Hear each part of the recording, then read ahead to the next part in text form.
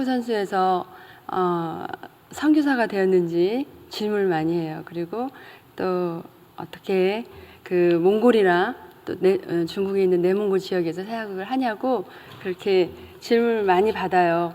그러면서 대단한 평가를 해주는 얘기를 듣게 되는데, 저는 그 얘기를 들을 때마다 제 생각은 다른데 그게 아닌데 라는 생각을 하는 것은 이렇게 부족한 사람을 하나님의 그 위대한 일에 그 선교에 동참시켜 주시고 또 나같이 그리스도를 대신하는 대사로서 선교하는 자리에 세워주시기 때문에 그저 감사할 뿐이라는 생각을 하게 되는 거예요.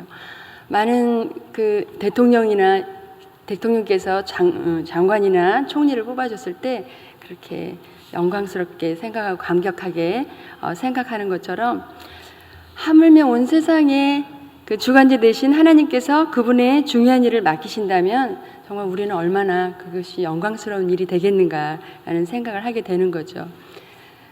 그 말씀을 일단 좀 띄워놔 주실래요?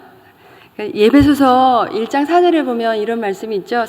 창세전에 그리스도 안에서 우리를 택하시고 우리로 그의 사랑 안에서 거룩하고 흠이 없게 하시려고 그 기쁘신 뜻대로 우리를 예정하셨다고 하셨는데, 오늘 본문에서는 그 예레미야 선지자가 나옵니다.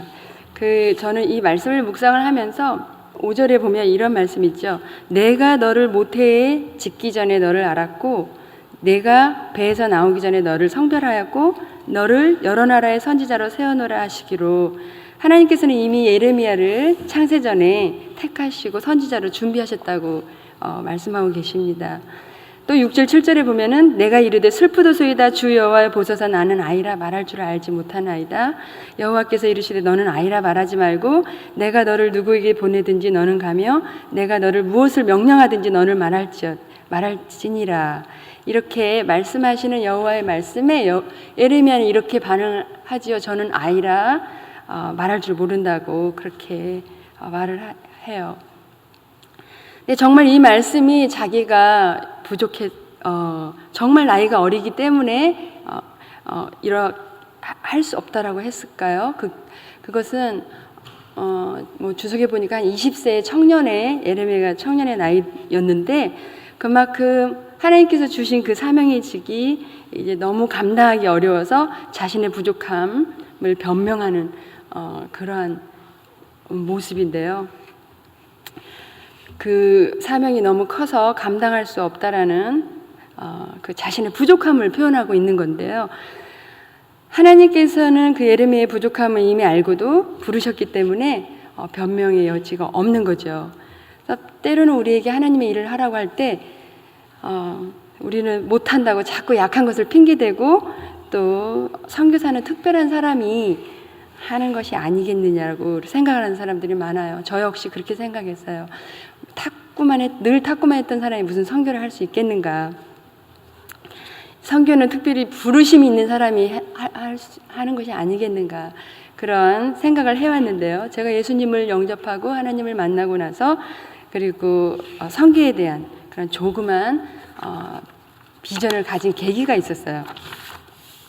혹시 86년 아시안게임 때를 기억하실지 모르겠는데요. 그때는 그 남녀 선수들이 다 금메달을 따고, 이제 저는 그 당시에 몸이 약했기 때문에 병원에 입원을 했어요. 간 수치가 올라가고 몸이 약해져서. 그래서 병원에서 50일 입원한 적이 있었어요. 그런데 그때 중국 심천이라는 곳에서 시합이 있었어요. 그 당시는 한국 사람이 중국을 왔다 갔다 할 수 있는 그런 수교 상태가 아니었어요. 그래서 제가 병상에 있으면서 제가 하고 싶었던 것은 정말 중국에서 처음으로 탁구 시합이 있는데 그 시합에 가서 중국 사람들에게 전도지라도 한번 전해주고 싶은 그런 마음이 있었어요. 그런데 의사 선생님께서는 이 몸으로 절대 그 시합을 나가지 못한다는 것이었어요. 그래서 그래도 꼭 그 시합을 가고 싶다라고 말하니까 그 의사 선생님께서는 그러면은 내가 병원에서 맞아야 될 능기를 싸들고 간다면은 보내주겠다. 그 대신 시합을 하고 다시 와서 입원하는 조건으로 이제 제가 맞아야 될 능계를 싸들고 그 중국에 갔어요. 심천이라는 곳에서 했는데 그곳에 가서도 온통 제 머릿속에 이제 어디를 다니면서 이 전도지를 나눠줄 수 있을까 이런 생각이었었어요.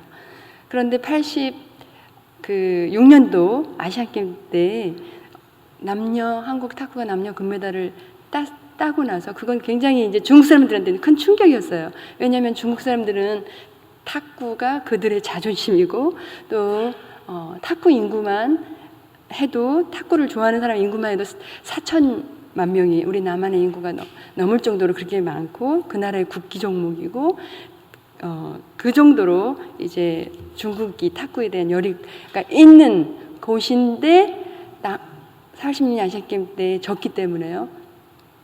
이제 굉장히 그 한국 선수들 얼굴들을 다 알아보는 거예요. 저희들이 이제 시합이 없을 땐 관중석에서 이렇게 앉아서 쉬고 있는데 저희 얼굴들 다 알아보고 이제 와서 사인을 받으러 오는 거예요. 현정아 선수니 유남기 선수니 안지영 선수니 다 알아보고 이제 사인을 받으러 오는데 그때 이제 그 생각이 아이디어가 난 거예요. 사인을 해주면서 우리가 가져간 전도지를 포기해서 나눠주면 좋겠다. 그렇게 해서 이제 우리 같이 쭉 그때는 남녀 탁구 선수 모두가 다 크리스찬이었어요. 예수 믿는 사람들이었어요.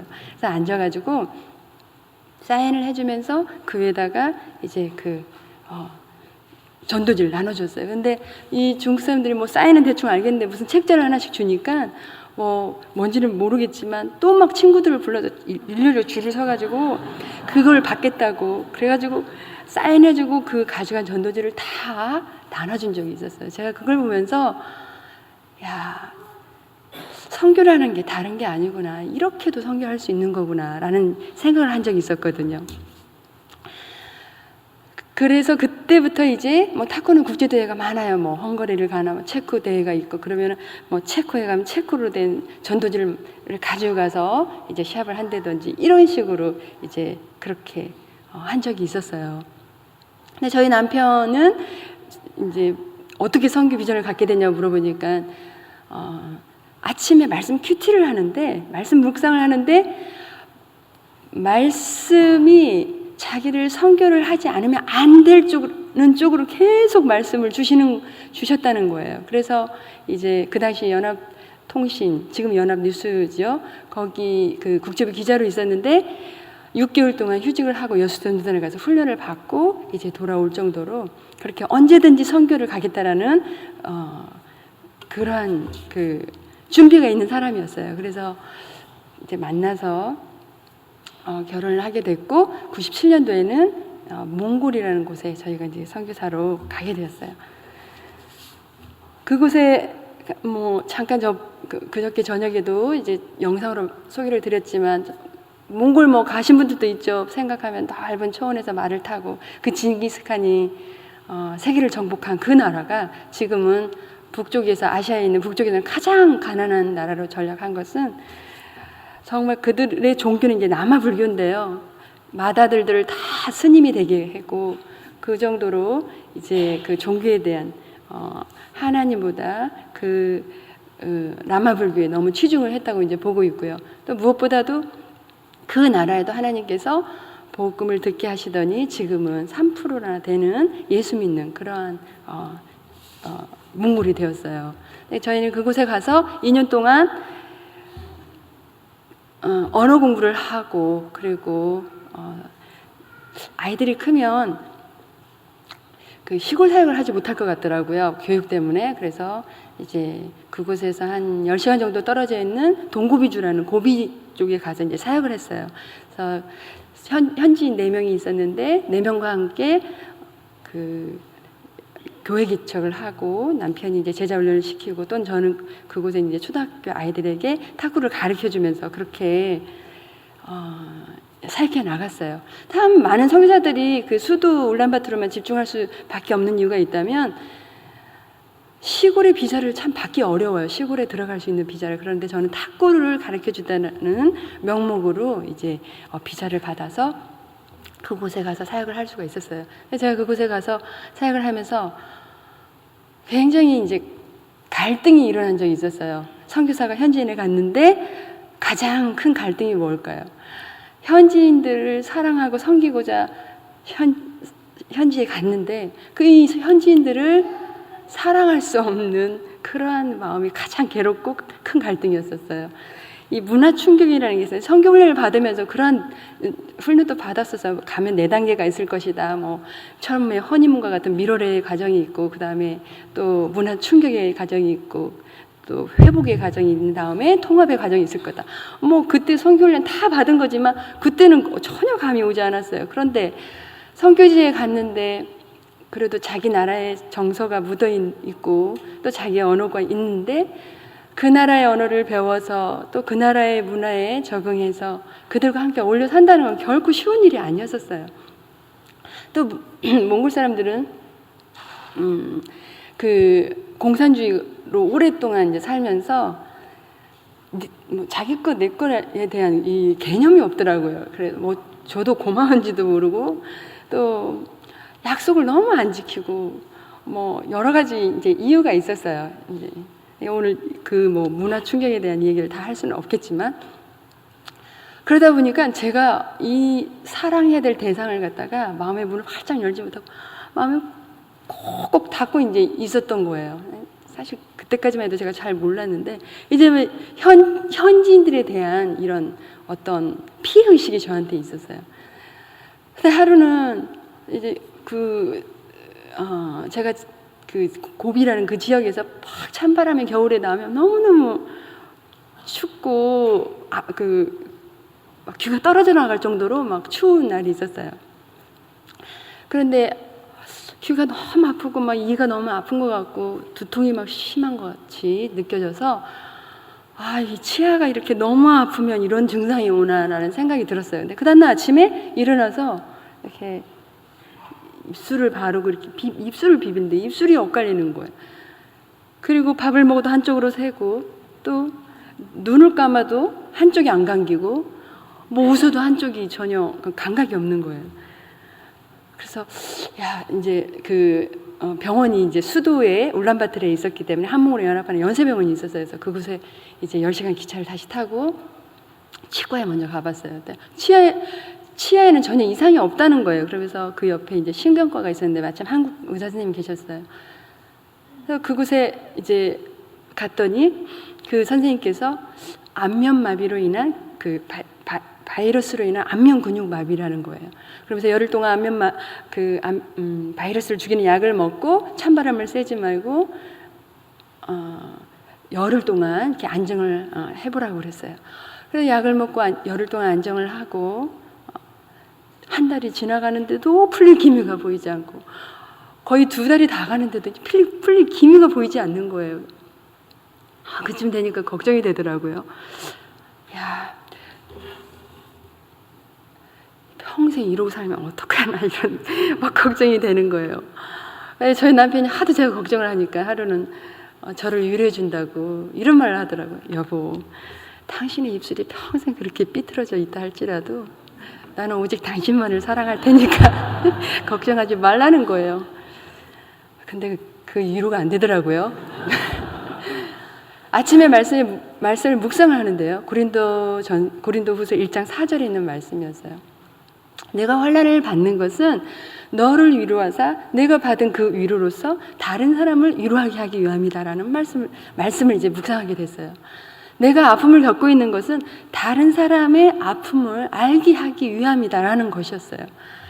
그때부터 그 말씀에 충격을 제가 받고 내가 그동안 선교지로 가서 정말 사랑해야 될 그 현지인들을 사랑하지 못하고 내 마음의 문을 꽁꽁 닫고 있었던 것을 회개하면서 이제 저희 교회에 나왔던 교인들을 이제 집에 신방을 하고 방문을 하면서 그들의 아픔이 무엇인가 함께 나누고 이제 기도하는 시간을 갖게 되었어요.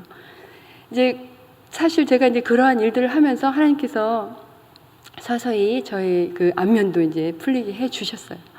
제가 그걸 보면서 참 정말 이 섬긴다는 것은 겸손해야 되고, 참 선교라는 것은 내 현지인들이 나의 정서와 나의 문화를 자꾸 주입시키는 것이 아니라 그들에 맞게 낮아져서 섬겨야 되는 거라는 것을 절실하게 깨닫는 그런 시간이었어요. 참 저희 교인들 중에서 열악하게 살아가고 있는 사람들도 있었어요.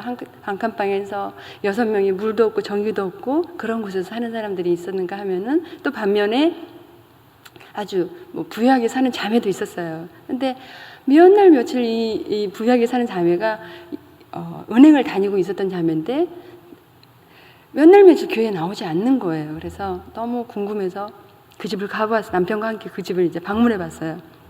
근데 이 자매가 3일 동안 물도 마시지 못한 채 두통에 시달려서 누워 있는 거예요. 그래서 왜 그러지 했더니 잘 모르겠대. 감기 걸렸더니 그것도 아니대요. 의사 선생님이 왕진하러 왔는데도 자신의 병명이 뭔지를 모르겠다는 것이었어요. 그래서 그런데 그 자매가 하는 말이, 사실은 내가 며칠 전에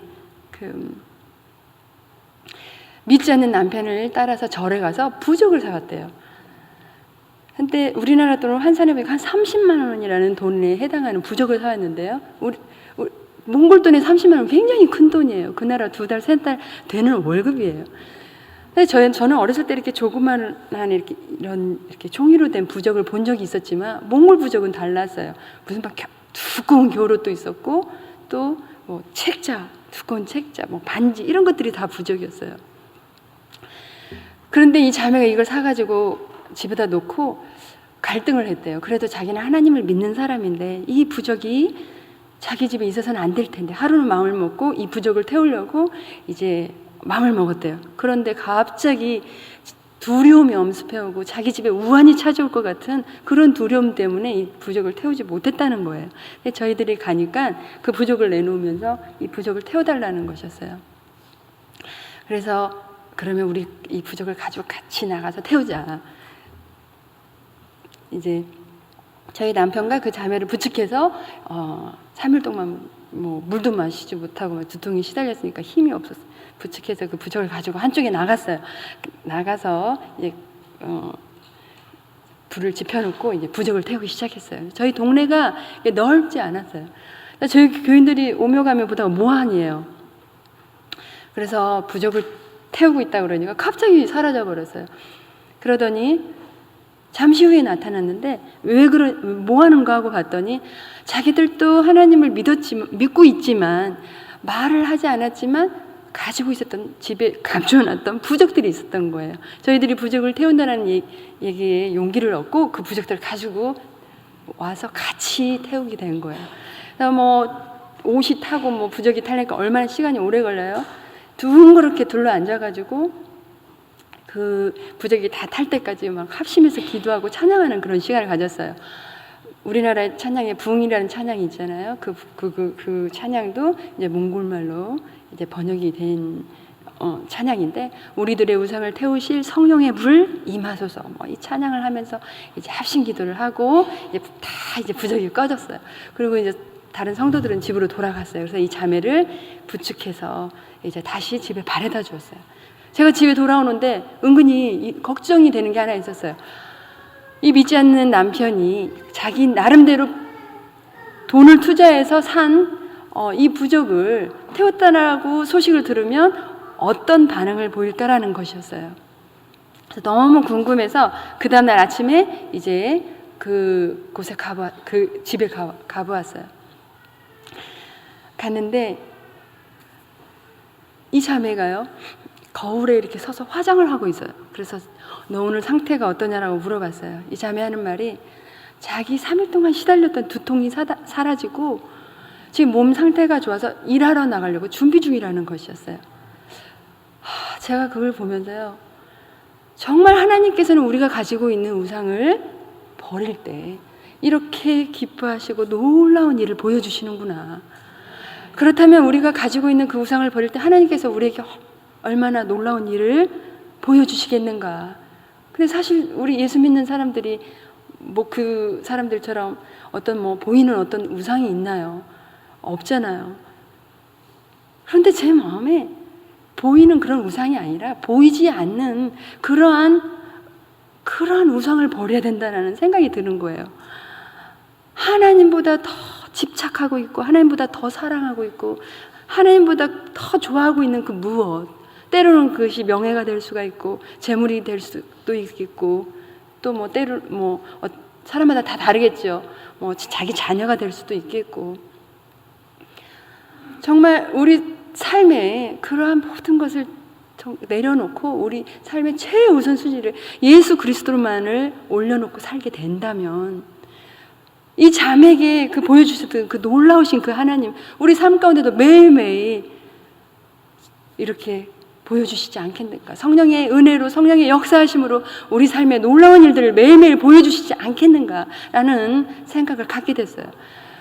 바라기는 정말 우리 가운데 하나님보다 더 집착하고 있는 그 무엇이 있다면 하나님보다 더 사랑하고 있는 그 무엇인가가 있다면 정말 오늘 이 시간에 우리가 내려놓고 우리 삶의 최우선 순위를 예수 그리스도만 올려놓고 그분만을 바라보면서 그분만을 의지하면서 살게 되는 저와 여러분들이 되기를 바랍니다. 제가 그곳에서 이제 탁구를 아이를 가르쳐줬다 그러잖아요. 하루는 이제 이렇게 탁구를 가르쳐주다가 계속 이렇게만 할 수가 없지. 아이들에게 전도를 하고 싶은데 우리 집에 와서 제가 가지고 있는 올림픽 때 했던 세계대회 했던 영상을 보여주면서 간증을 하면서 전도를 해야지 하고 이제 마음을 먹었었어요. 근데 그곳에 가니까 초등학교에 몽골의 탁구를 가르치는 선생님도 계셨어요. 근데 이 선생님은 탁구가 직업이 아니라 그 지방에서 내놓으라고 하는 화가이기도 하셨어요.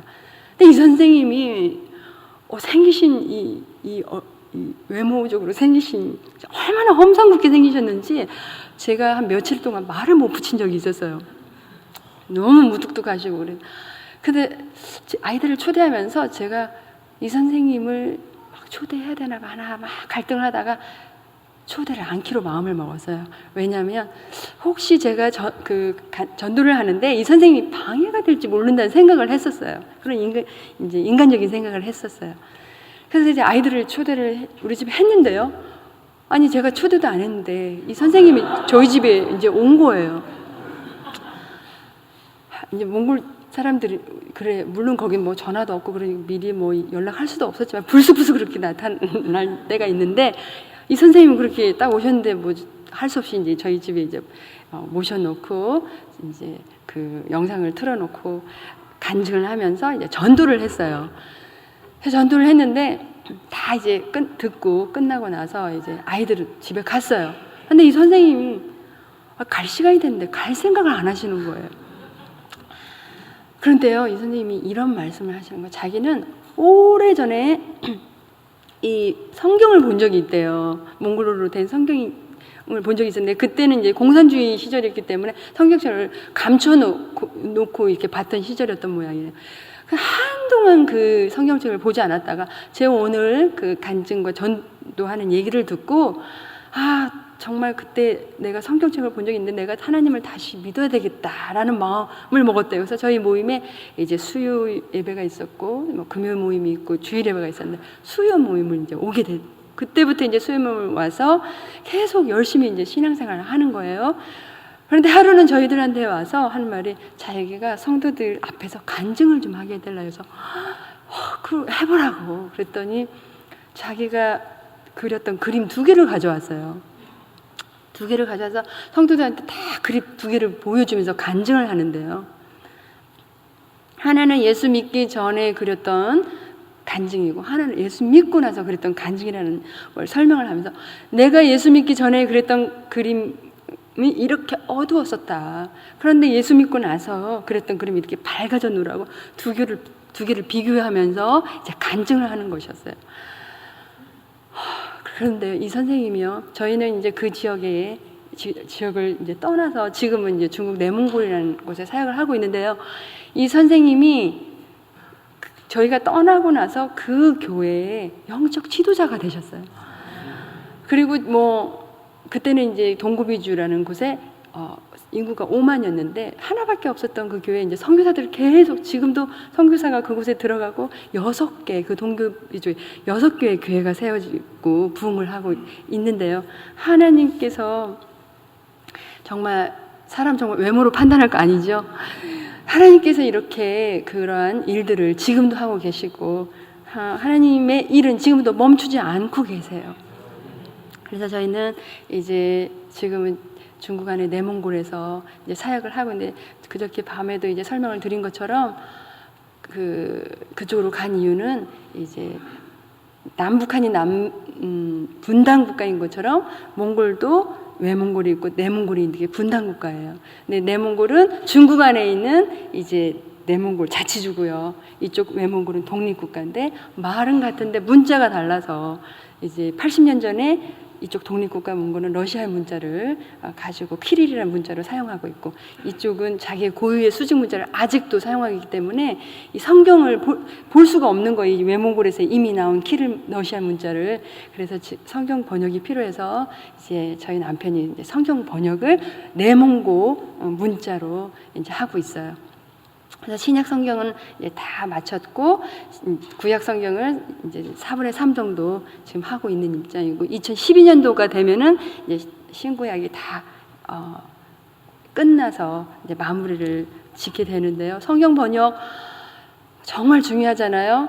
성령의 영감으로 쓰여지는 거, 져야 된다는 거, 그리고 정확하게 쓰여져 있고 현지인들이 알기 쉽게 쓰여져야 되기 때문에 늘 이 일을 위해서 기도하실 때마다 꼭 기도를 부탁을 드리고 싶습니다.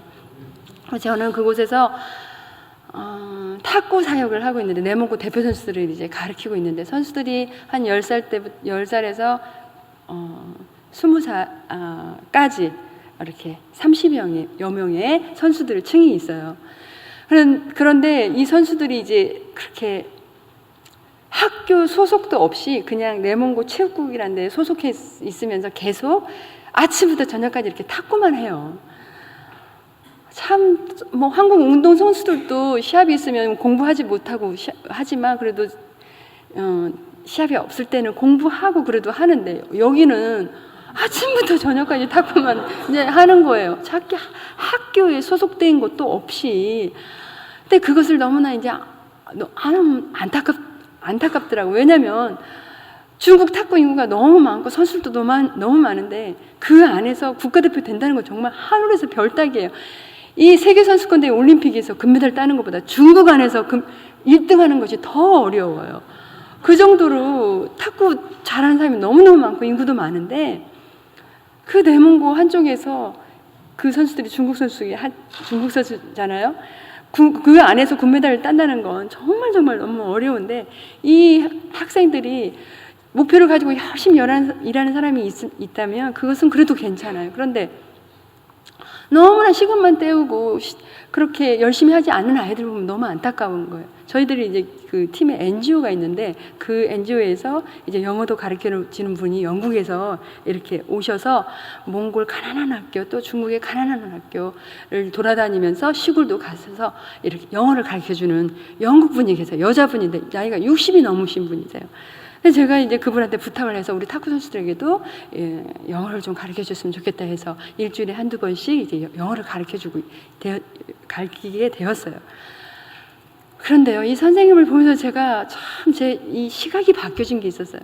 한 영혼에 대한 그 희생적인 헌신, 사랑, 이걸 보면서요, 저는 체육관에 가면은 사실 열심히 하고자 하는 선수들만 바라보게 돼요. 그리고 걔들만 관심이 있게 되고, 또 걔들 더 지도해주고 싶은 그런 마음들이, 이제 아무래도 선생님들은 그런 마음들이 있지 않겠어요?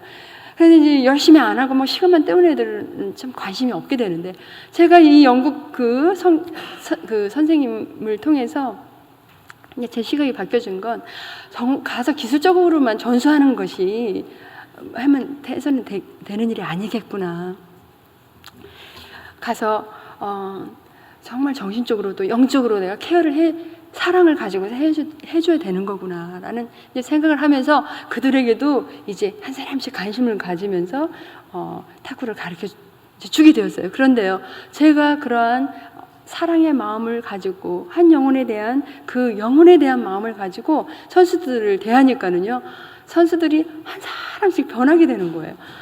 탁구 치는 태도도 바뀌게 되고 또 하나님 앞에 이제 돌아오게 되는데요. 지금은 11명의 선수가 이제 중국어 예배를 나오고 또 큐티 말씀을 같이 성경 공부를 하고 그러면서 양육을 받으면서 성장을 해 나가고 있는데요. 이 일도 또 선수들이 다 같이 예수님을 잘 믿을 수 있도록 또 이들이 잘 믿은 아이들이 성장할 수 있도록 그렇게 또 기도를 부탁을 드립니다. 제가 그곳에 가서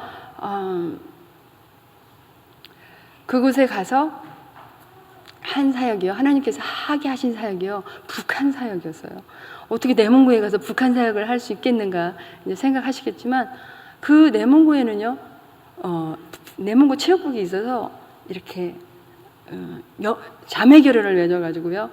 내몽고 체육국에는 모든 종목이 다 있어요. 뭐 태권도부터 해서 농구, 유도, 씨름, 뭐 탁구, 뭐 너무 이제 그런 종목이 있는데 이 북한에서 사이오라는 우리나라 팀의 상무팀처럼 군인 팀이 있는 거예요. 이게 연구를 맺어서 전지훈련을 하러 오고 시합을 하러 오는 거예요. 전지훈련을 하러 오면은 뭐 며칠 있다 가는 게 아니라 한 달, 2달 그렇게 훈련을 하고 가다 보니까 저는 그곳에 함께 동역하는 조선족이라는 그분을 통해서 이제 접촉을 하게 됐어요. 특히 탁구 선수가 아닌 다른 선수는 끝까지 제가 조선족인 줄 아는 그런 이제 상태에서 교제도 하고 이제 또 밥도 대접을 하고 그러다 보니까 노래도 하게 되고 저는 탁구를 선수 시절 때 북한 선수들을 이제 만난 게 다였는데 그때도 뭐 몇 가지 추억이 있긴 하지만 한 가지는 제가 이분이라는 탁구 선수한테 막 얘기를 하고 싶은데 항상 같이 다니니까 무슨 얘기를 할 수가 없었어요. 근데 휴게실에서 마침 이제 옷을 갈아입고 있기 때문에 얘기를 했었죠. 그러니까 이분인 선수 혹시 북한에 교회가 있나요? 교회 나가세요? 그러니까 교회 나가죠. 제 귀를 의심했어요. 북한에도 그런 교회가 있나요? 교회를 나가시나요? 어떻게 교회를 나가시나요? 알고 보니까 저희가 예배드리는 그 교회가 아니라 자기 교회를 나간다는 거죠. 그래가지고 그런 교회가 아니고 하나님을 예배하는 예수님에 대한 얘기를 했더니 이 선수가 하는 말, 나는 그런 거 안 믿는다. 나는 오직 김일성 수령 동지만 믿는다. 그러면서 딱 말을 자르는 거예요. 그런 어떤 기억이 있었는데 그러고 나서 이제 내몽고에서 이제 북한 선수들을 이제 만나게 된 거예요. 그런데요, 제가 오랫동안 이제 교제를 하면서 조선족 그분 집에 가서 예수 영화도 보여준 기회도 있었고 또 이제 복음도 전할 수 있는 그런 기회도 있었어요. 저 간증도 할 수 있는 기회도 있었고. 근데요, 그때는 사람들이 있으니까 전혀 반응을 보이지 않는 거예요. 도대체 무슨 생각을 하고 있을까? 너무너무 궁금했는데. 그런데 한 번은 이제 저희가 연락을 하기 위해서 이제 그곳에 현지 전화를 하나 줬었거든요. 근데 전화가 왔어요. 선생님, 지금 제 옆에 아무도 없는데 저를 위해서 기도해 주세요. 너무나 감격스러워서 이제 전화해야 되고 제가 이제 막 울면서 기도를 해줬어요. 그러고 나서 이제 저희 NGO에 안 입는 옷들을 이렇게 한국에서 많이 이렇게 붙여준 게 있어요. 다 깨끗이 빨아서 이렇게. 그거를 이제 선수들 오라 그래가지고 NGO에다 다 깔아놓고 필요한 거 이제 다 가져가라 그랬더니 이민 가방을 가져와가지고 다 이제 담는 거예요. 담고 이제 기차 이제 평양을 가려면은 북경을 통해서 이제 가는데요. 기차역에 이제 갔더니 그 이민 가방을 싣고 이제 가는데 선생님, 이제 우리 또 언제 다시 만나요? 언제 만날까요? 눈물을 흘리면서 서로 아쉬워서 이렇게 이제 헤어지기도 하고. 그런데 한 번 가면 또 그 선수가 안 와요. 다른 선수가 오지. 그런데요, 갔는데 이제 그들은 돌아갔는데요. 이 선수 중에 편지를 보내는 선수가 있었어요. 근데 얼마나 위험한 일이에요.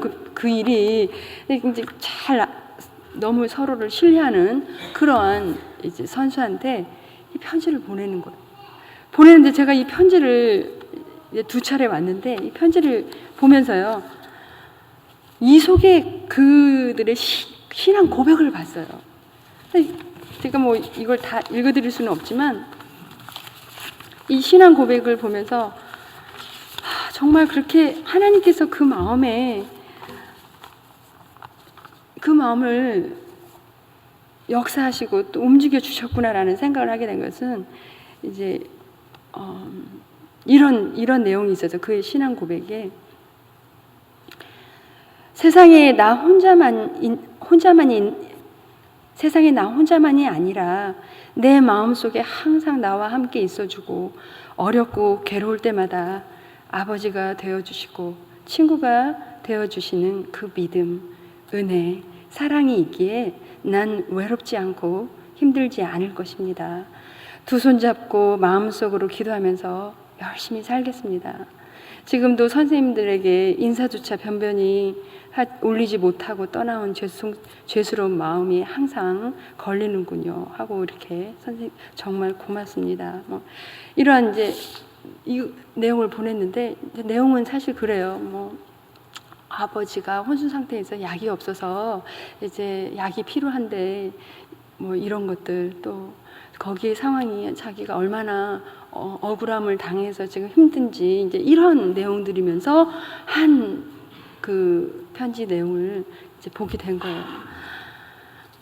저는 히브리서 13장 3절에 이런 말씀이 있잖아요. 너희도 함께 갇힌 것 같이 갇힌 자를 생각하고 너희도 몸을 가졌은즉 학대받은 자를 생각하라 라고 그렇게 하셨는데, 참 이 북한 땅이 언제 열릴지 모르지만 정말 우리가 북한의 복음의 문이 열리기를 기도해야 될 것 같아요.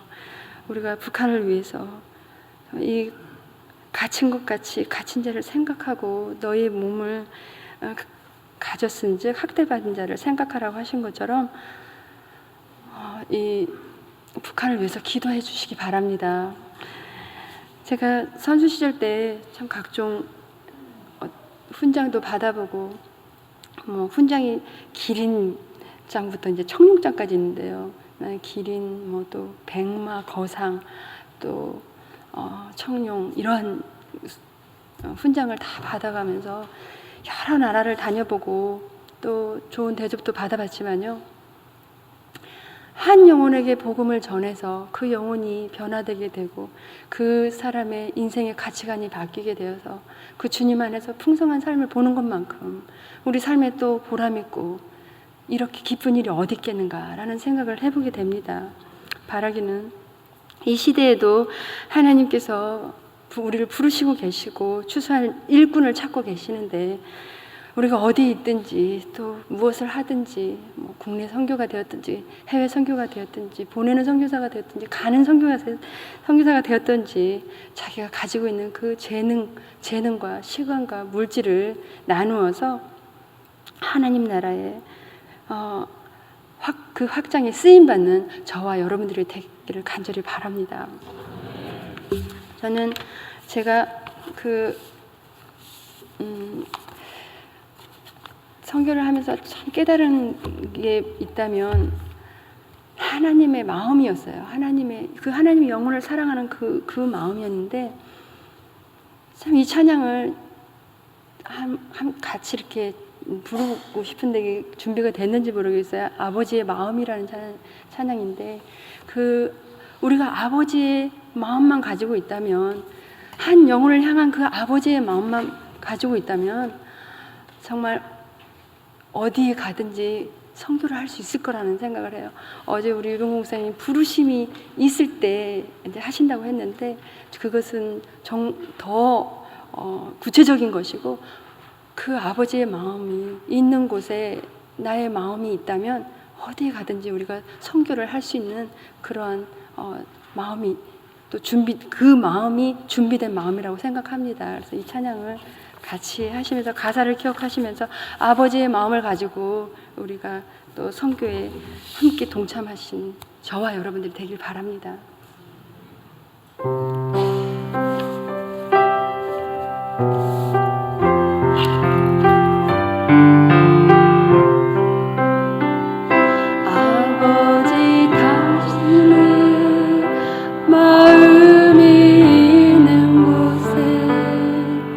나의 마음이 있기를 원해요.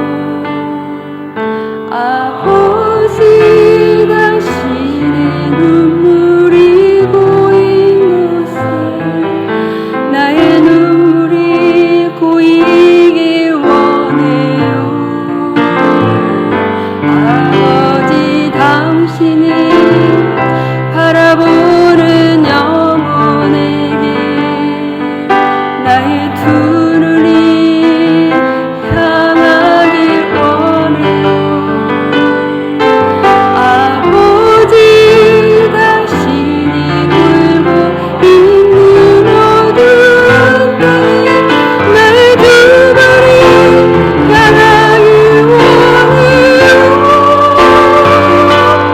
나의 마음이 아버지의 마음 알아. 내 모든 뜻 아버지의 뜻이 될 수 있게 나의 온몸이 아버지의 마음 알아. 내 모든 삶 당신의 상대를. 아멘. 기도하시겠습니다.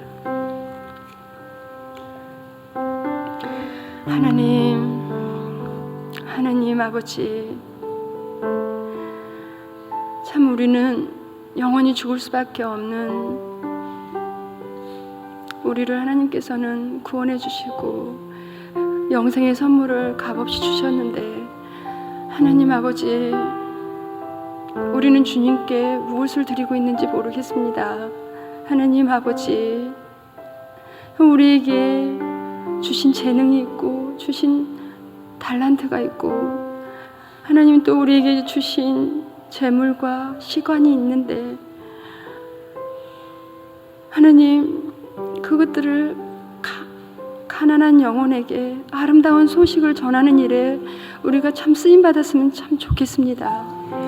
하나님 아버지, 이 시간에 정말 북녘 땅에서 복음도 듣지 못하고 또 복음을 알지만 어두운 곳에서 주님을 애타게 부르짖으며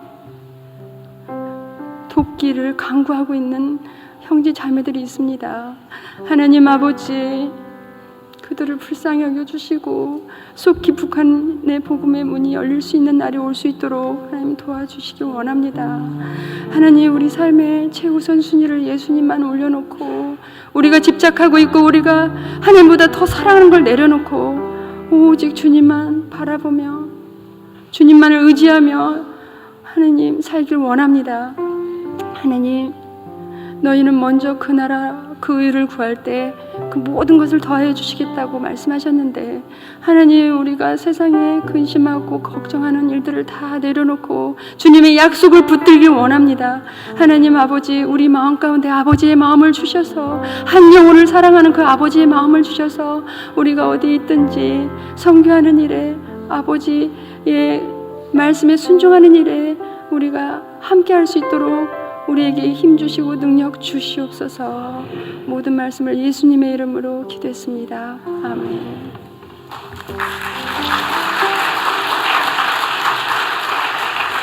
잠시 휴식하셨다가 10시 20분에 두 번째 특강이 있겠습니다.